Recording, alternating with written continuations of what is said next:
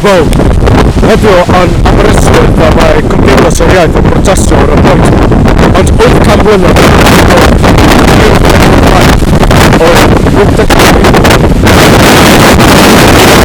Wel, fel ar hyn.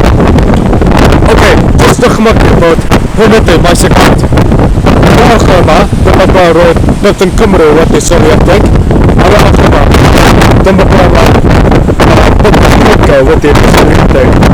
Oedd rwy'n dytafu Gwynedd dan gael Brenin Edward wedi cael syniad yr adeilad y pont yma a dan y llongau.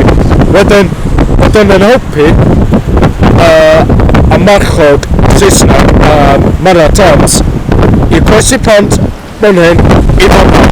Ond beth ydyn nhw'n gwybod oedd yna Byddin Cymru.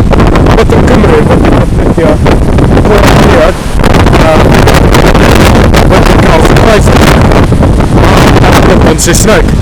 Wedyn, wedi gwrthio Byddin Lloegr allan a wedyn panic oedd Byddin Lloegr wedi gwrthu oherwydd bod y pont wedi chwalu a wedi diflannu. A dyma beth digwyddodd o'n ysod o brwydr yma.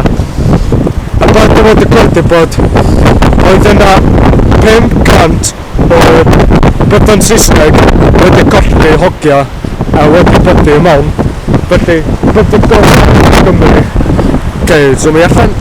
O, mae un yn zoom i allan yn barod. O, dyna ni baradwn. O, yn anffodus, beth ti'n gweld am hyn? Oedd hwn yn gwyntog iawn. Ac hefyd, mae un yn gyfwgyd yma. Felly, achor bod mae yna drwg iawn